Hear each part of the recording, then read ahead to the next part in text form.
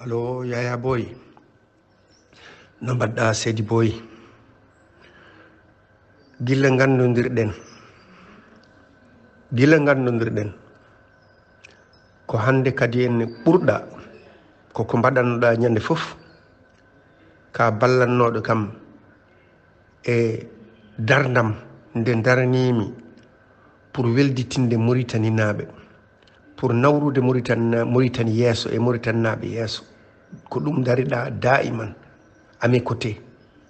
mi andinma noon hande fof kadi ɓurɗa noldude kam ko ɓurnomi sohlude pour nden ɗon haare ndeɗo deftere mi anda fof kadi holto jinneji ma gaddoyi nde deftere ko nde deftere tigi woni nde min jalti 1970 emin jangguina l'école nde woni nde laamu Mauritanie wanno e école aji Mauritanie fof hokki jangguinoɓe CM2 et CM1 nde he jangguinire sukaɓeɓe l'histoire de la Mauritanie e nder nde deftere nde Mokhtarul Hamidoun e Kane Elimane bindi ina mbi hen clairement ko adiɓe hodde e Mauritanie ko ɓaleɓe caggal ɗum les berbères ngari les lemtouna les messoufa les gdala caggal ɗum ɓe ngari adiɓe hodde Mauritanie ko ɓaleɓe ko ɗum woni komin jii ɗum woni komin jangguini caggal ɗum woodi arɓe ummiɓe Irak e Syrie e leyɗele arabeɓe mbi ala il faut que momton garal ɓaleɓe e Mauritanie ɗum ɗon yo momte hay goto woto yi ɗin ɗon diidi yo wiye tan Mauritanie ko safalɓe gaddi arde hen ko safalɓe gonno hen ko safalɓe jeeyi ni won noon comme c'est un mouvement politique ina gandi ko mbaɗata ko ina ƴoƴi ɓe mbi ɗum noon ko ndeɗo deftere naten e Mauritanie to de wawno wonde foof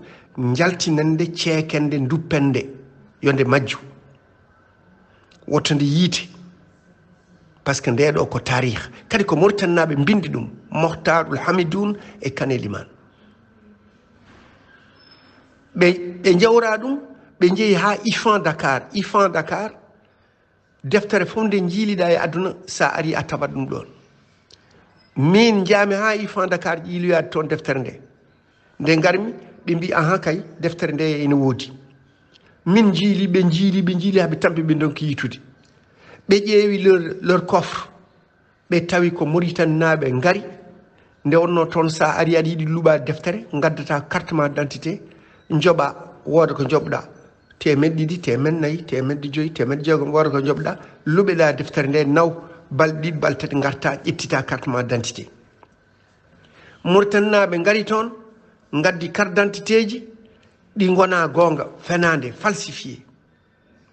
ƴetti defte ɗe pop nawɗo fof artirta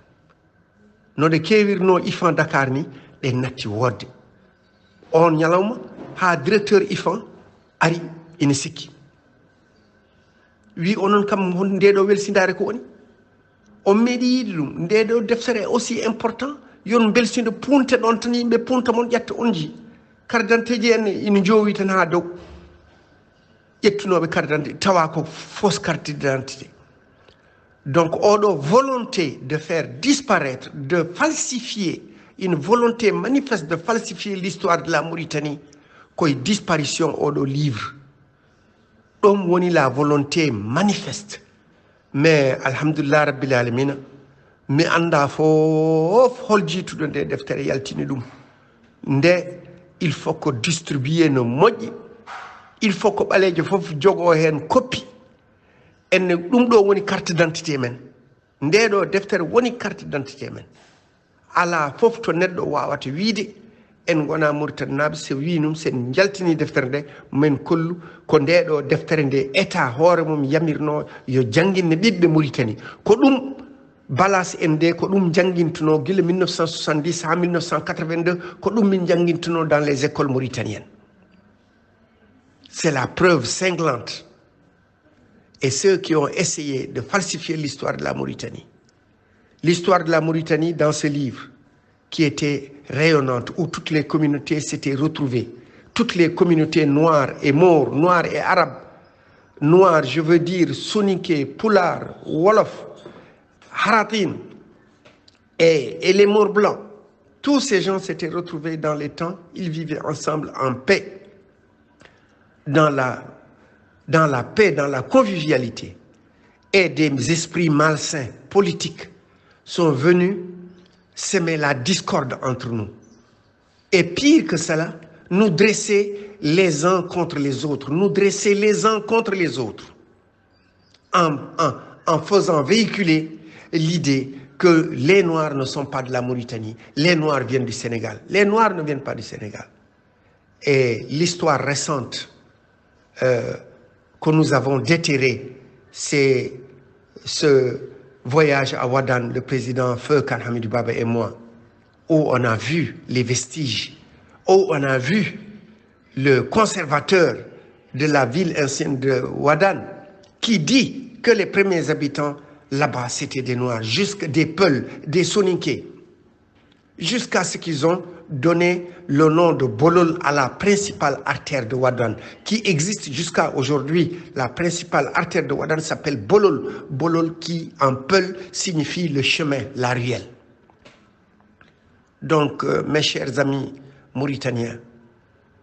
l'histoire nous a liés et l'avenir nous liera également. Personne ne pourra nous séparer parce que c'est une volonté d'Allah. C'est une volonté d'Allah. Personne ne pourra diviser ce que Dieu a uni. Nous avons alors intérêt à nous tenir la main dans la main,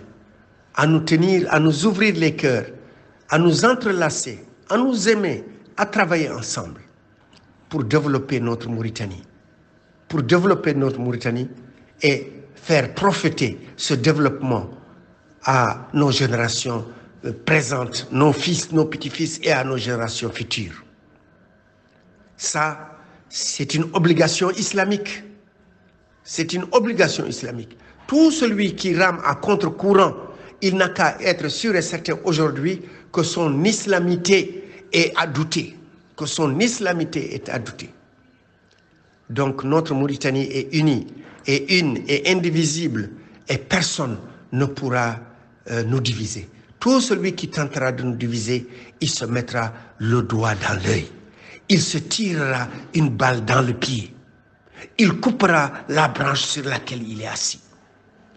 Merci beaucoup, Yaya Boy, pour cette découverte que je viens de voir sur mon WhatsApp et que je demande à tout le monde, à tous les Mauritaniens, de lire, de télécharger. Prenez patience, le téléchargement prend du temps. Prenez patience, téléchargez et lisez l'ensemble du livre. Vous comprendrez véritablement